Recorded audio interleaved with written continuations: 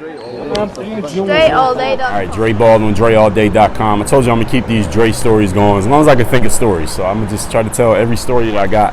And I'll mix in some other stuff where I'll just talk about other topics along the way as we keep these videos going. We'll see how long it goes. If people are interested, we'll keep it going. So I want to tell the story of playing on, I just told you about Mexico, at least one story from Mexico. But I want to tell you the story of the team that I was on before I got into Mexico, which is this traveling team called the Harlem Ambassadors. Now, I know I talked about this probably years ago, but I want to make an updated version for people who haven't seen it. Or, funny thing about stories, when people like a story, they want to hear you tell the same story again. So anyway, this is 2005 going into 2006. So I had already got my first professional basketball deal. For those of y'all who don't know, I played D3 college ball at Penn State Altoona. Got my first deal in 2005. I was in Kaunas, Lithuania.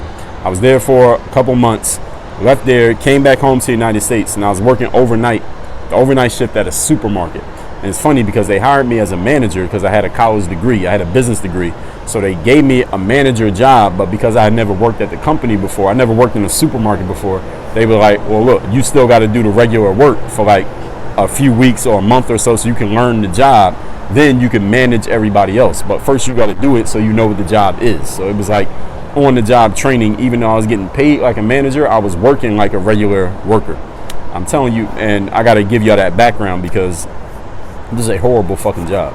It was like one of those jobs. I don't know if any of you worked this kind of job, but listen, no offense, but it was a horrible fucking job. I hated that job. It was like the worst job I ever had. And for even when I was 15 working jobs, this is the worst job because you're working overnight in a supermarket and ain't nobody to talk to. All you're doing is pulling boxes out the back and restocking the shelves from all the stuff that people bought during the day from the supermarket. And all the people who work there, and again, this is no offense to anyone who may have this type of job, but mind you, at the time that I'm working there, I'm like 23 years old. I got a college degree. I already have experience playing professional basketball. I know I have all this potential within me. And I'm looking at the other dudes who work there. These dudes is all a bunch of fucking losers. And again, is no offense to anyone who may have this job. I'm just talking about the situation I was in. I'm not saying you're a loser if you work there today, because this is damn near 20 years ago. But these dudes was all like older guys. They were in their maybe 30s, maybe even their 40s. I don't know. They just, I mean, they showed up to work and this was like their thing. I'm like, what did these guys, like, are they trying to go anywhere? Are they trying to stay here? Are they going anywhere else in their lives? I'm like, what the fuck is this? What the hell am I doing here? Like, I don't give a damn what they want to do. I'm like, why am I in the same job as them in this situation in my life? And I remember it was like a lunch break and it's overnight. So you get to work at like 10 o'clock because the supermarket closes at like 10 and then it opens again at like 7. So your shift was from like 10 to 7 or something like that. And their lunch break would be at like 1 o'clock, 2 o'clock in the morning, whatever it was. And then everybody would go sit in like the area, you know, in a grocery store where they sell the food that you can eat on the spot. And they got like a little food court area. So that all the workers, they would go sit in the food court area and eat and talk and laugh and all that stuff during the little lunch break time. And I remember when the lunch break came, the first couple days of the lunch break, and they're all sitting there and this is just a normal thing for them. And I'm going to eventually be these guys' managers. I'm going to be the one, you know, directing them and telling them what to do. And I'm looking at them. I'm like, I'm not sitting over here with these people. Like, I have nothing in common with these dudes. It was clear to me that they weren't talking about anything that I wanted to hear about because none of them was basketball players. None of them seemed like they were trying to, you know, scheme to get out of there and go do something else. And this is just my judgment of them. All right. And this is just how I was feeling at that time. And I remember the manager of me, the manager who was training me, I remember he said to me one day, look, because he saw that I wasn't sitting over there with them during the lunch period. I was eating, but I wasn't really talking with them. And the guy said to me, Dre, look, you know, you're going to be the manager of these guys as soon as you learn the job. As soon as you get seasoned and you learn what the work is, you're going to be managing these guys. So, you know, you should probably go sit with them and talk to them and get to know them, because if you don't get to know them, they're not going to respect you. And I remember him saying that. And I accepted it. I took it from him. I didn't say anything back to him, but I remember thinking to myself, listen, I don't give a fuck what none of these dudes think. Like, I'm trying to get the fuck out of here as quickly as possible. So I don't give a damn. I will never see any of these dudes ever again. as soon as I get the hell out of this job. But I had no idea when that would happen, because any of you who plays ball, especially if you're trying to play overseas, you don't know when that call is going to come. Luckily for me, I was only working there for maybe a week, and then the call came in. My agent was like, yo, it's a new opportunity. There's this team that was like a traveling team in the United States. This is the Harlem Ambassadors. I had never heard of the Harlem Ambassadors. You probably never heard of them. They're out of business now. But y'all heard of Harlem Globetrotters, where they travel, they do the show, and they got people doing dunks, and they involve the kids and the fans and all that. It was the same type of thing, just a cheaper version. It's like the COSTCO version of the Harlem Globetrotters. So anyway, he tells me that they're going to call. I'm like, all right, all good. So here's how it works. So if you work overnight shift, any of you who has done it, you know, you get off of work at like 6, 7 in the morning. You sleep from like 7, 8 o'clock till like in the early afternoon. That's when you get your sleep. And you damn sure ain't getting 8 hours of sleep when your circadian rhythms are all off. So I remember my agent told me they were going to call. I said, all right. So I had my phone on ring while I'm asleep during the day. And my phone rang at like 10, 11 o'clock in the morning one day. Woke me up out of my sleep. And it was one of the managers from the Harlem Ambassadors. And it was a woman. Her name was Lady Magic. She was like the star of the team. We had a female lead, and then all the other players for the most part were men. So Lady Magic calls me on the phone. I didn't know who she was, but she calls me and says, hey, you interested in playing with us? I'm like, yeah. She's like, yeah, we got a training camp happening. It was in Colorado. Training camp. They were based in Colorado. They called the Harlem Ambassadors. They're based in Colorado. Go figure. So, and the Harlem Globetrotters ain't in Harlem neither. But anyway, she's like, yeah, we got a training camp happening out in Colorado. It starts in like 3 days. It was something like that. And that's how it is in overseas ball. You get a call, you on a plane like the next day. We got training camp Colorado. You willing to come play and whatever. I'm like, yeah. She's like, all right, you got to get your own flight. Fly out here. It's all good. So I remember I was excited as hell because, mind you, what am I thinking about? I don't give a damn who this team is, where they at, or what I got to do. I know it's basketball. I know they're going to pay me.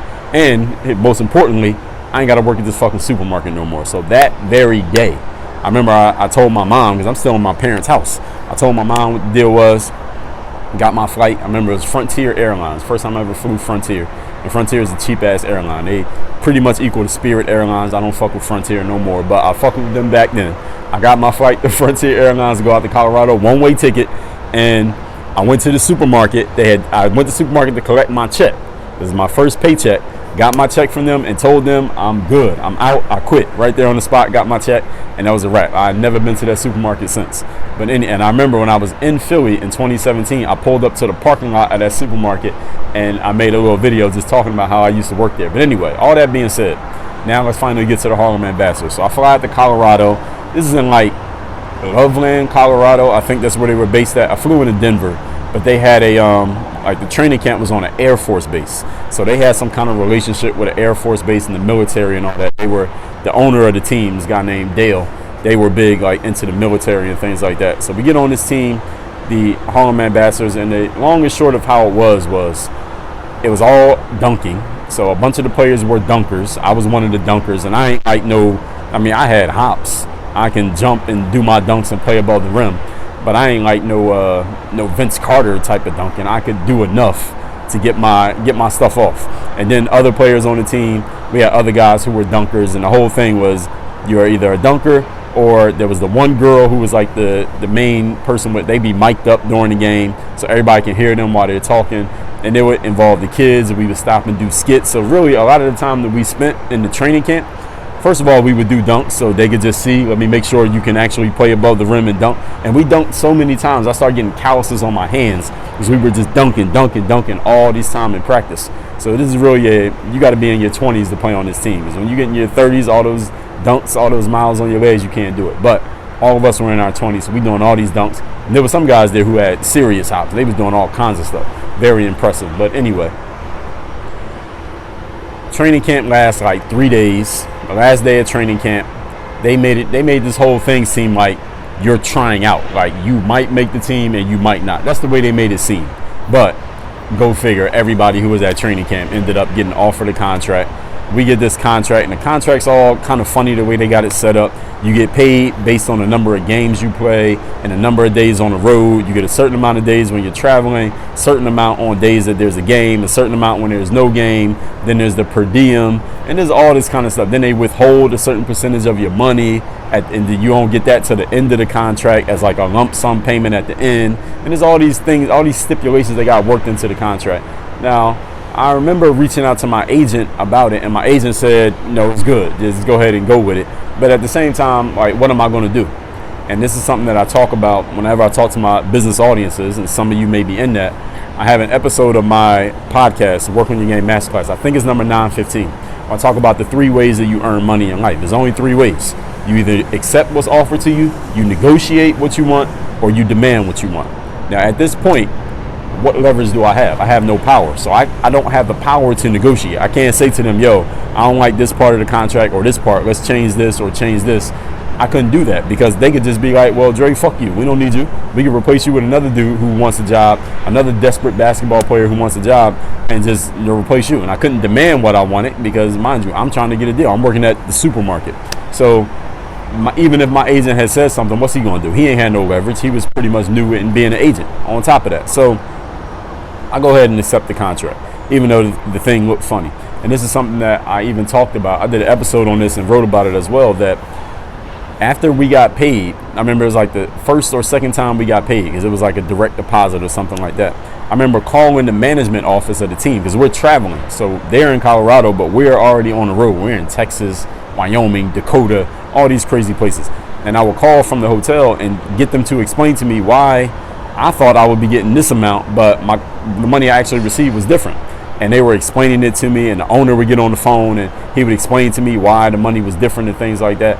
And I remember the second time I called, he came to the phone. He was like, Dre, why don't you don't never call to say hi? And the only time you call is when you're asking about your money. And I remember he said that. But shit, it was about the money because I'm trying to figure out why is this number different than the number that I calculated. So then he would explain it again and this and that. So anyway, the whole situation with the Harlem Ambassadors, I'm not mad that I went through that situation because, first of all, I just told you the backstory. I'm working at a fucking supermarket. So the Harlem Ambassadors was 10 levels above working at a supermarket. And it was more money on top of that. Secondly, I got a lot of experience just traveling. We traveled in the United States. We didn't leave the country, but traveling in the United States, going to all these different places. We're playing like these show basketball games. So the basketball was not strenuous at all. That was pretty easy, the basketball games. We'd be playing against like local people, and we'd be in these small ass towns. So it's not like we're playing in like Phoenix or Denver or Los Angeles. We were playing in small towns that are so far from the big city because I understood the mentality of the way they set it up. Like, we can't go play in like New York because if somebody wants to see a basketball game in New York, they could go watch the Knicks or the Sixers in Philly or the Heat in Miami. So we would go to the small, tiny towns that's not even close to a big city because these people in those towns, they would never get to see professional basketball players. So we'd be superstars to them because they're in these small ass towns. They're not even close enough to go see the big name guys. So it was a good strategy the way they had it set up. So we'd be in these small ass towns. We'd be staying in these little tiny like strip mall type of hotels and motels in the middle of fucking nowhere. We'd be in these places where if you wanted something to eat or something like that, I'd be walking out the hotel and it's like, when you're in those hotels and the only thing, as soon as you get outside, you're just on the highway. You're not even in the city. You're on the highway and the only thing close to you is like an Applebee's, a Chili's, a fucking Walmart. It was like that. Those are the kind of towns that we'd be playing in. The only things around you is other hotels, a gas station, and Walmart. And that's the kind of places we'd be in. But one of the good things about that situation was, I already told you the first part about not being in the supermarket, but also traveling in the United States. And I'm from the city. I'm from Philadelphia. I live in Miami. So I'm a big city type of individual. So being in these small towns, you meet these people and you see these people who are in these these places that I would never have even thought existed, but they're there and they live there and they build their lives there. And this is just what it is. Now, mind you, I'm in my early 20s at this time as well. And I'm single and I'm meeting all types of the females in these towns. And they come to these like hotel bars to hang out. And this is where they party. And this is their lives. Like this is how they actually live. And I'm like, it's very surreal to me that people even lived in these ways. And they would come to these games and they'd be looking at us like we were stars. And I'm like, this ain't shit. And this is the way that I'm thinking. And I'm playing on the team. But it was just a very surreal situation. Let me give you the end of the Harlem Ambassador story. So I told you in the Mexico story, my man G, his contract with the Ambassadors ended in March. But everybody else's contract went to like June. So my contract went to June too. But I also told you that he called me in like April, like, yo, dude is about to call you so you can come down here and get on. And dude did call me. And he said, get a flight or a ticket or whatever and come down here because we about to start this next tour so you can go hoop. Now, mind you, it's only April. My contract goes till June. So what am I supposed to do? Now I realized why the Harlem Ambassadors had their contract set up the way that they did. Because obviously this happened to them often, that a player would sign with them, make some money, play with them for a little while, but as soon as they got a better playing opportunity, like overseas or some minor league in the States or something like Mexico or something like that, the player would just break the contract and leave.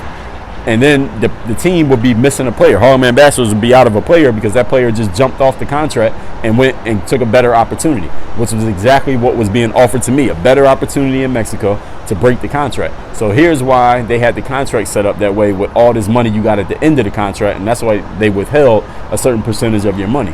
Because if you didn't complete the contract, they didn't have to give you that money. You basically forfeited the rest of your contract. So, long story short, what do you think I did? I forfeited the rest of that contract and went to Mexico. And I didn't even tell the team that I was going to do it. I remember I was talking to KB. She was the female lead player on our teams. I told you I talked to Lady Magic. She was on the other group. We had two groups. So Lady Magic was in one group. I was in a group with KB. She was our lead female player. And me and KB was real cool. So shout out to KB. And she called me. I remember we were on a break. So here's something crazy that the Harlem Ambassadors did. I got to put this part in. In the middle of the season that we're doing, it's like we played all these games from like January to like the end of March. Then it's like a 3-week break. So it's like 3 weeks with no games. And then after the 3 weeks, we start playing all over again. And we go to like California, Oregon, Washington State, and all this stuff. But they didn't have any arrangements for what we had to do during that 3 weeks. So during this 3-week break, so we played our last game in like New Mexico. I remember we were in Santa Fe, New Mexico, and I met some people, some interesting people in Santa Fe. That's a different story for a different day. We played our last game in Santa Fe, New Mexico. Then we had a 3-week break, and then we were supposed to reconvene in Colorado. So I'm like, what the fuck? What am I supposed to do? And they gave us a ride. We could ride back to Colorado, but when we got to Colorado, there was no arrangement. Like, they didn't have an apartment complex for us. They weren't going to pay for a hotel. They weren't offering you a flight ticket to go home and come back. So anything that you did, you had to pay for. So I remember looking this up. I'm looking online and I'm Googling. I'm trying to find out how much hotels will be if I stay in a hotel for 3 weeks. How much is that going to cost me? It's like, yo, that's damn near all the money. I'm going to have to spend a lot of that money just to stay in a hotel for the team for a break. If I go home and come back, that flight there and back is going to cost me more than is not even worth it. So I'm like, what the fuck am I supposed to do during this 3-week break? Made no sense whatsoever. And they had no answers. I'm like, yo, what am I supposed to do? And they're like, yo, you can do what you want. You can go home. You can stay in town. You can do whatever. I'm like, ain't none of this going to work out. Now, one thing that I did have as a possibility, because when we were in Colorado, there's a chick that I met. And I was, this is the way I was hustling at the time. There's a girl that I met in Colorado, and she lived in Denver. Now, one option was, damn, maybe I could stay with her for like 3 weeks and then keep playing with the team. But I already knew that I was going to go take that Mexico opportunity. So instead of doing that, there's another chick that I knew. She lived in Phoenix. So while we're in Santa Fe, New Mexico, from there to Phoenix was like not that long. I don't remember how long, but it was a short bus ride. So I called her and I'm like, yo, I'm about to go to Mexico on such and such date. Can I come stay with you for like 2 weeks or whatever it is in Phoenix? And she was like, yeah, she liked me. So she was like, yeah, we knew each other from in the past. We'll leave it at that. So she was like, yeah, you come stay with me. So boom, I go stay with her in wherever she was, in Phoenix or outside of Phoenix or whatever. She had a gym membership. She got me into her gym, so I would work out at her gym, whatever, for that couple weeks. And then I took a bus from there to Mexico. So this is the kind of hustle that I was on in my early 20s, and that's how I went from the Harlem Ambassadors to Mexico. And then when I broke that contract with the Harlem Ambassadors, the dude who ran the team, the dude Dale, he was mad because I broke the contract, because they had this happen to them over and over and over again. But hey, Dale, we all got to do what we got to do. You got to eat, I got to eat. We had to do what we had to do. So that's the situation and the story of me playing with the Harlem Ambassadors. And there's a lot of stuff that happened in between there. But again, we'll do different videos, different stories. That's enough for this one. So any of y'all got any specific situation, question, story you want to hear me talk about, don't have to be basketball. It can be business, life, anything. Let me know. I'll talk about it. Work on your game. Dre all